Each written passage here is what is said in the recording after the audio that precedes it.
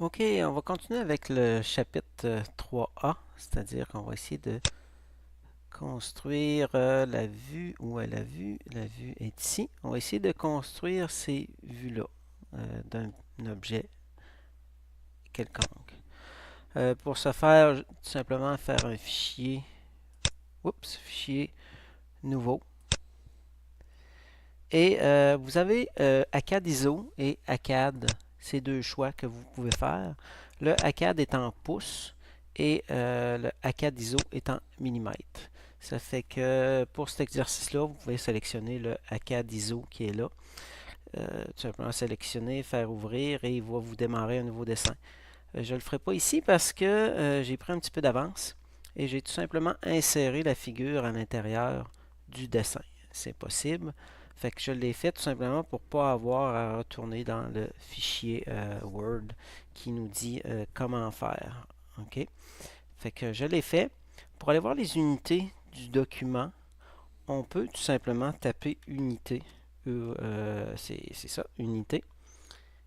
Et on clique dessus, ici dans le bas. Et il va nous apparaître cette boîte de dialogue-là. Et c'est là on sait qu'on est en millimètres, tout simplement. OK, même les décimales sont à 4, c'est peut-être même un peu trop. On pourrait descendre à 2. Quand c'est en millimètres, à deux chiffres après la virgule, c'est bien suffisant. On fait OK. Maintenant, on va essayer de reproduire ça de différentes façons. Dans le fond, on a c'est 8 côtés, c'est un octogone, je crois bien que ça s'appelle. Fait qu'on a un octogone, ensuite avec la vue de profil, si on voit, on a une partie, dans le fond, une partie cylindrique qui ressort avec deux trous. On va essayer de créer ça. Pour ce faire, on a la fonction ici dans, souvent c'est rectangle qui est là par défaut, mais vous avez aussi la possibilité de créer un polygone. OK? Oui, je vais le laisser, je pense, qu'il m'explique un petit peu plus c'est quoi. J'avais l'intention de vous l'expliquer, mais je pense que la fonction là va l'expliquer encore mieux que moi. Vous voyez à droite, dans le fond, vous voyez que le polygone, dans le fond, est à l'extérieur d'un cercle. C'est ce qu'on appelle circonscrit. Et à gauche, vous voyez que le polygone est à l'intérieur d'un cercle. C'est ce qu'on appelle inscrit à l'intérieur d'un cercle. Quand on va faire la fonction polygone, il va nous demander si on le veut inscrit ou circonscrit. OK? Par rapport au dessin que nous, on a, dans le fond, on a la largeur de 2,60. Dans le fond, le cercle va passer à l'intérieur du polygone. Donc, on a besoin d'un polygone circonscrit. Donc, on va le faire. On peut le faire un peu n'importe où. Ça n'a pas d'importance. On va le créer ici. Oui, en premier. Oh. En premier, regardez, il faut lire ce qu'il nous dit. Entrer le nombre de côtés, 8, c'est correct. Je m'étais déjà pratiqué, donc il était à 8. Si on voudrait 5 ou 6, on aurait juste à taper le chiffre. Là, on prend 8, donc on fait OK, Enter. Et maintenant, il nous demande le centre du polygone. OK. Maintenant, je peux le positionner où je veux. Et c'est à ce moment-là qu'il nous demande, dans le bas, inscrit ou circonscrit. Par défaut, comme je disais, je me suis pratiqué, donc il est circonscrit. Je peux faire Enter. Et maintenant, tout ce qu'il nous demande, c'est le rayon du cercle. Le rayon qui est, dans le fond, ici, la moitié de 2,60, ça veut dire 130. Vous voyez, je viens de créer un polygone à 8 côtés d'une façon très rapide. Maintenant, on va essayer de positionner les cercles au milieu. OK? Il y a plusieurs façons de faire. OK? On va en voir dans le document Word. C'est expliqué d'une certaine façon. OK?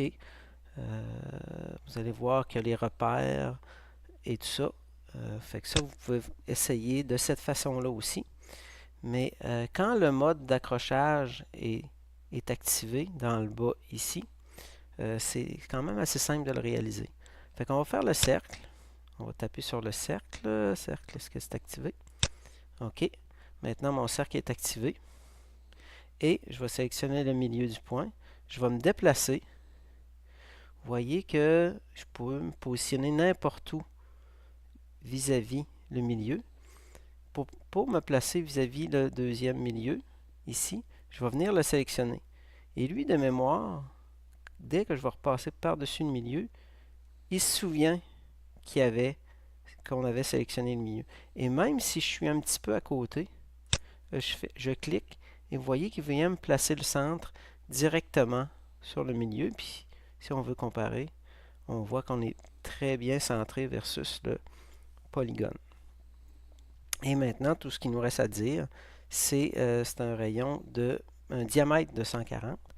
Fait qu'ici, on peut taper le D pour diamètre et taper 140. Tout simplement. On voit qu'on a réussi à le faire d'une façon très rapide.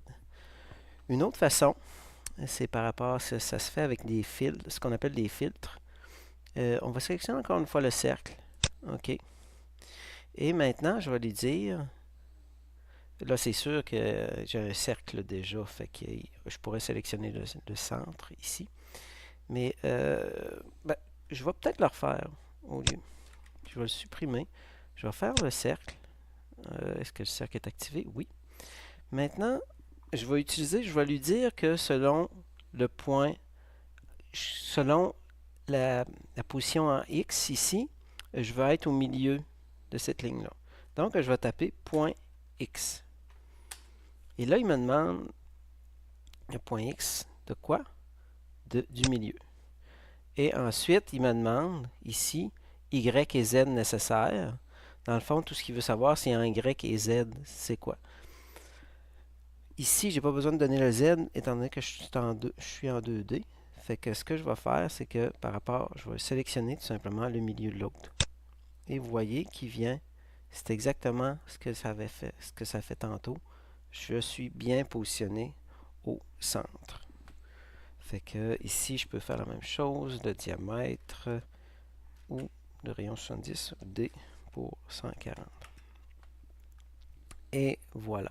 J'aurais pu utiliser une autre méthode qui est de peut-être me tracer des lignes. OK. Et encore répéter, tracer des lignes. Et ensuite, tout simplement, faire un cercle à l'intersection des deux. Il y en a qui aiment mieux faire des lignes de construction, mais avec la méthode de filtre ou avec le mode d'accrochage, ça va quand même assez bien. Maintenant, je vais me retracer un cercle qui est concentrique à celui-là. Dès qu'on se déplace, vous voyez que je suis en mode ortho. Vous voyez le petit carré gris qui est là. Je vais même faire apparaître en... non, ok, ça c'est... Oui, non, il ne prend pas. Ok, c'est beau, c'est plus dans une autre fonction. Ici, on voit qu'on est en mode ortho avec un degré 0. Ici, au lieu de venir taper la dimension qui est de diamètre 80, je peux tout simplement lui dire, OK, j'ai un rayon de 40, diamètre 80, donc rayon 40. Je peux tout simplement taper la mesure 40 et il va venir me faire le cercle de diamètre 40. C'est un déplacement dans le fond. C'est la même chose avec une ligne. Si on trace une ligne ici, peu importe où, vous voyez ici que j'ai ma longueur. Donc, j'ai tout simplement à taper, exemple, je veux précisément 300. Je tape 300 et il vient me faire ma ligne à 300. Ici, si je veux 50, il va me taper, il va me faire 50. Et 300 encore une fois. J'ai-tu tapé 300? Ah, j'ai tapé 30. Bon. Quand on se trompe comme ça, il n'y a pas de problème. Je peux faire U pour undo. Et il va tout simplement annuler la dernière chose que j'ai faite. OK? Donc, même si je me trompe, c'est pas si grave que ça. Je fais undo, je récupère la fonction et ensuite je peux taper 300. Et je peux ensuite arriver, cliquer sur le endpoint. Et j'ai créé un rectangle de 300 par 50.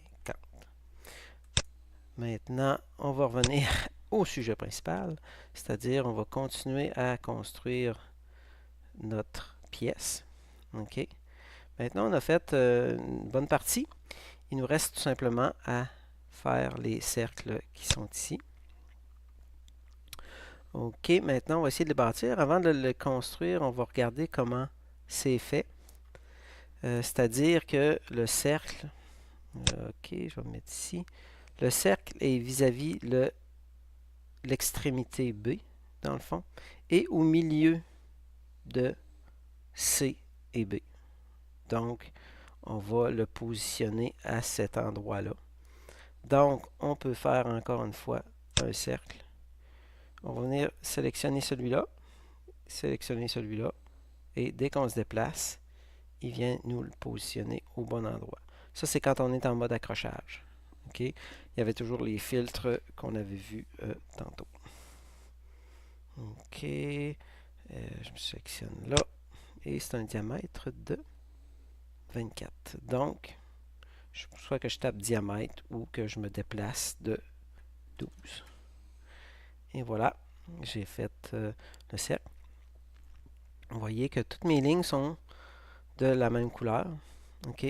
Si je voudrais que mon cercle soit d'une autre couleur, je pourrais le sélectionner et venir le changer de couleur si je voudrais. OK? Tout simplement à venir ici dans les propriétés. Si je change la propriété avant, vous allez remarquer que toutes les prochaines entités que je vais créer vont être de la couleur que j'ai choisie. OK? Donc, on peut les changer avant ou après. C'est juste, si on le change avant, ben, il faut juste s'assurer de revenir. Ou si vous vous trompez, ben, n'hésitez pas à venir le changer tout simplement. Comme ce cercle-là, je pourrais le mettre tout simplement rouge. OK? Plus tard, on va voir qu'on peut attribuer des épaisseurs de lignes tout simplement aux couleurs. OK, on va essayer de continuer, essayer de finir tout ça. Fait qu'on va faire l'autre cercle ici. Je pourrais peut-être vous montrer une fonction. On peut aussi utiliser ce qu'on appelle le ID. OK? Si je tape ID, OK? ID, c'est identification, je pense, de mémoire. Ce qui va faire en sorte qu'il va se rappeler que c'est le dernier point qui a été sélectionné. Maintenant, si je veux tracer un cercle, OK, ici, je pourrais lui dire que je suis à une certaine distance de là. C'est vrai qu'ici, je n'ai pas vraiment la distance. Donc, c'est peut-être pas le bon moyen pour l'instant. Fait que j'utiliserai peut-être ce ID-là pour une autre fonction, mais c'est pas grave. C'est pas perdu. OK? Fait qu'ici, je vais retracer mon cercle. Vous allez voir, je vais répéter ça tantôt. Donc, je vais répéter mon cercle ici et je peux aller comme ça. OK? C'est cela, ensuite 12. OK? Je vais cliquer dessus, puis je vais aller le mettre jaune aussi. Donc, mes points sont faits. OK? Je ne ferai pas les lignes d'axe, ce n'est pas nécessaire, ni la cotation. On verra ça plus tard au cours de la session. C'est là, ici, peut-être que je vais me servir de mon ID. OK? C'est ici. Étant donné que là, j'ai la mesure. Tantôt, je n'avais pas la mesure. C'est pour ça que c'est un petit peu plus embêtant de s'en servir. Maintenant, j'ai la mesure, 240. Fait que ce que je vais faire, je vais retaper ID pour identification. OK? Spécifier un point. Et je vais lui dire que le point, c'est lui. Donc, toute nouvelle mesure que je vais, déplacement que je vais faire va se faire par ce point-là. Fait que ce que je vais faire, je vais taper une ligne. Et maintenant, il me demande de spécifier le premier point. Je vais lui donner un déplacement. C'est-à-dire, quand on fait un déplacement, c'est toujours le A commercial. OK? Dans le fond, A commercial indique que je veux faire un déplacement. Ici, je vais faire un déplacement de 240 en X. OK? Virgule pour changer de petit carré. Et 0 en Y. Et vous voyez qu'il vient... Oups, on est loin un petit peu. Je suis dans mon image. C'est pas grave, on va le déplacer après. OK? Dans le fond, maintenant, je suis à 240 de mon octogone. Maintenant, tout simplement à créer le rectangle. À partir de là, je peux taper 40, étant donné que je suis en mode ortho. Et ici, je pourrais dire point Y. OK? Enter. De ce point-là. Étant donné que je suis en mode ortho, je peux cliquer n'importe où parce qu'il va arrêter à ce point-là et en X, peu importe où je vais être, étant donné que je suis en mode ortho, il va le prendre. Vous voyez qu'il l'a placé vraiment à la hauteur du Y et je suis resté par rapport au X au même endroit. Ici, j'ai la mesure, 40. Et je vais venir, j'espère que je vais être capable à travers l'image. Oui, parfait. Fait que je viens saisir le endpoint. Maintenant, je viens de faire mon rectangle ici. Je vais déplacer mon image parce que ici, j'ai sélectionné mon image, déplacer. Premier point. Et je vais le déplacer. Je vais enlever le mode ortho qui est F8. J'avais oublié qu'F8, c'est la même chose que de venir sélectionner ici en bas. OK, F8. Maintenant, on va essayer de créer les autres entités. OK, le 80 ici. Ici, je vais créer une ligne et je vais lui dire que je vais être tangent à celui-là ou même idéalement, je pourrais prendre le quadrant ici. Fait que moi, je l'ai dans mes modes d'accrochage par défaut ou je peux venir le chercher sur mes modes d'accrochage ici, comme ça. Et je vais lui dire, tends votre tendon perpendiculaire à cette ligne-là.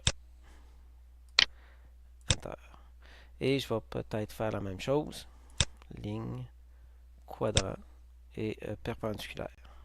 Je peux taper PER aussi. Il y a plusieurs façons de faire. Perpendiculaire, Enter. On sélectionne la ligne. Peu importe où je me place sur la ligne, il va me mettre perpendiculaire. Escape pour sortir. Maintenant, j'ai un 80 ici. J'aurais pu aussi venir sélectionner, me mettre à la hauteur et tout ça, utiliser des filtres, mais il y a, comme je dis, il y a plusieurs façons de faire. Ici, j'ai 80. Ici, on va voir peut-être une nouvelle fonction ou peut-être tout simplement copier. Je vais copier ma ligne ici et je vais me placer en mode ortho pour être sûr de faire le bon déplacement. Et je vais me déplacer de 80. Peu importe où je me mets, j'ai tout simplement à taper 80 et il va mettre ma ligne à 80. Et rendu ici, tout ce qu'il me reste à faire, c'est couper la ligne. Pour faire ça, il y a plusieurs façons aussi. Il y a le ajuster ici. OK. Dans le fond, on vient ajuster les lignes et on lui dit qu'est-ce qu'il va couper. OK. Peut-être pour expliquer d'une meilleure façon, je vais ajuster. Les lignes que je sélectionne comme ça, c'est des couteaux. OK. Dans le fond, ça va couper cette ligne-là. OK. Moi, je vais enlever cette partie-là et je vais enlever cette partie-là. Donc, ajuster me permet de faire ça. Ça, c'est mon couteau. Maintenant, j'ai trouvé mes couteaux. Je fais bouton de droite ou Enter. Et maintenant, ce qui me marque, sélectionner l'objet à ajuster. Donc, je viens tout simplement cliquer sur les bouts de ligne. Je fais Enter pour sortir. Ou bouton de droite pour répéter la commande. Je peux répéter encore une fois. Je vais dire que c'est ça mon couteau. Et bouton de droite pour Enter ou Enter. Et maintenant, je lui dis de couper celui-là. Enter. Une autre façon de faire. Maintenant, on a presque l'objet au complet. Une autre façon de faire, c'est CTRL-Z. Je vais annuler tout ça. C'est la fonction raccord. Raccord permet de faire des arrondis. OK. On voit qu'il nous permet de faire des arrondis. Mais aussi, il nous permet de faire des arrondis à 0. Vous voyez qu'il est en mode ajusté. Ça veut dire qu'il va couper les entités et il va nous mettre un rayon à 0. OK. Ici, je pourrais mettre un rayon de 1 ou de... Peut-être ici, dans ce cas-là, je vais mettre 30. OK. Et là, je vais lui demander un rayon de 30. Et il va nous faire un beau rayon. Mais ici, on constate que ce n'est pas du tout ça qu'on veut. Fait qu'on va faire CTRL-Z pour undo. Et on va lui demander encore un raccord. Le rayon. Le rayon est déjà à 0, mais quand même. On va le faire. Rayon 0. Et il va nous ajuster tous les deux. On va répéter le raccord. Et on vient couper tout ça. Fait que ça va quand même assez vite. Fait qu'on a réussi à faire ça. On a vu quand même beaucoup de choses. Fait que maintenant, tout ce qu'il nous reste à faire, qu'est-ce qu'il nous reste à faire? C'est à mettre les lignes de pointillés. OK? Et ces lignes-là aussi. OK? Fait que là, étant donné qu'on a vu les ajuster et tout ça, ça va quand même aller assez vite. Je pourrais créer une ligne, OK, qui est, si je sélectionne celui-là, et je sélectionne le point là, si je viens ici, il va me créer la ligne dessus, et je peux me rendre peut-être même ici. Il va-tu le prendre? Non, il ne le prendra pas. Fait qu'ici, on peut y aller avec perpendiculaire et le mettre dessus. Donc, on n'a pas eu besoin de faire de trim et tout ça. Souvent, ce qu'il y en a qui font, c'est qu'ils viennent directement mettre une ligne et ensuite, ils viennent ajuster tout ça. Ça, c'est une autre façon de faire. Maintenant, on va y aller avec les cercles. Les pointillés, c'est-à-dire, il nous reste juste ça. Yes, les lignes d'axe. On ne mettra peut-être pas les lignes d'axe, mais on va mettre les pointillés. On pourra les mettre aussi, mais bref. Qu'est-ce que je pourrais faire pour... Yes. Cette ligne est déjà faite. Là, je pourrais mettre une ligne pointillée qui va venir ici. Je vais essayer quelque chose. Je ne sais pas si ça va marcher. Je vais copier cette ligne-là. Je vais prendre le point de départ qui est ici. Et je vais lui dire point Y. OK. Tu vas mettre au même niveau en Y que le quadrant qui est ici. Et maintenant, étant donné que je suis en mode ortho, en X, il ne bouge pas. Et voilà, il vient de me faire. Il vient de me faire tout simplement la ligne qui est au bon endroit, ici. Je vais l'agrandir pour vous montrer que ça arrive bien au bon endroit. Ça, c'était une façon de faire. Je pourrais arriver aussi ligne quadrant, créer une ligne quadrant, l'allonger et encore une fois ajuster tout ça. OK, maintenant, ils ne sont pas en pointillés. Je vais peut-être faire le centre avant pour pas avoir à changer les pointillés. Oui, je vais faire le centre avant. Fait que maintenant, ici, je peux faire la même chose. Ligne ou point Y de toi jusqu'ici et perpendiculaire à cette ligne-là. Maintenant, on va voir d'autres fonctions aussi. Première des choses, je vais changer ces lignes-là. Je vais les mettre en jaune pour qu'ils soient un petit peu plus petites. OK. Et maintenant, ces lignes-là devraient être en pointillés. Fait que je vais cliquer sur les lignes. Puis au même titre que la couleur, je peux venir changer le type de ligne. On va regarder. Oh, on n'en a pas beaucoup. Donc, on a juste bloc et continu. On va aller en chercher d'autres. Dans Autres, quand on clique sur Autres, il nous apparaît le gestionnaire des types de lignes. OK, est-ce que je l'ai ici? Gestionnaire des types de lignes. Non, je ne l'ai pas. Donc, le seul moyen d'aller chercher, c'est ici. Aller sélectionner Autres. OK. Maintenant, on voit qu'on n'en a pas beaucoup. Ici, on a chargé. OK? On va aller en chercher d'autres. Fait que, désolé si je suis obligé de changer d'écran parce que j'ai deux écrans puis je suis obligé de changer. OK, ici, on a plusieurs types de lignes qui peuvent être, dans le fond, amenées dans le dessin. Pourquoi ils ne sont pas là par défaut? C'est tout simplement que plus on a d'informations dans le dessin, plus le dessin est lourd. Ça fait que c'est pour ça qu'ils en mettent le moins possible. Fait qu'ici, on va aller chercher les lignes cachées. On va chercher, on va les emmener. On peut peser sur CTRL pour en emmener plusieurs. Dans ce cas-là, le contrôle fonctionne. Je vais emmener les lignes d'axe aussi. Pourquoi pas? Attends, on va chercher toutes les lignes d'axe. OK. Et pour l'instant, c'est suffisant. OK. Je vais faire OK. Et vous voyez qu'il nous a emmené des nouvelles lignes. On va faire OK. Et maintenant, quand on va cliquer sur les lignes, voilà, on a maintenant plusieurs lignes. Et dès qu'on sélectionne, on a différents formats. Donc ici, c'est bien. Celle-là est bien. Fait qu'on a cette ligne-là. Je pourrais me créer une ligne d'axe aussi, tant qu'à faire. J'avais dit que je ne les ferais pas. Je ne les ferai pas. OK? On ne les fera pas, mais par contre, il nous reste les lignes de l'autre côté à faire. Fait ce qu'on va faire, étant donné que c'est une pièce qui est symétrique, on peut créer un miroir. On peut faire... Attends un petit peu. On va regarder ce qu'il nous dit. On va attendre un petit peu. Vous pouvez créer des objets qui représentent la moitié du dessin. Donc, on peut faire juste la moitié et refaire l'autre. OK? Fait qu'ici, on va sélectionner ça. Et les entités qu'on veut faire une symétrie dessus, ce sont ces lignes-là. On les sélectionne. Enter ou bouton de droite sur la souris. Maintenant, si on regarde ce qu'il nous demande, spécifier le premier point de la ligne de symétrie.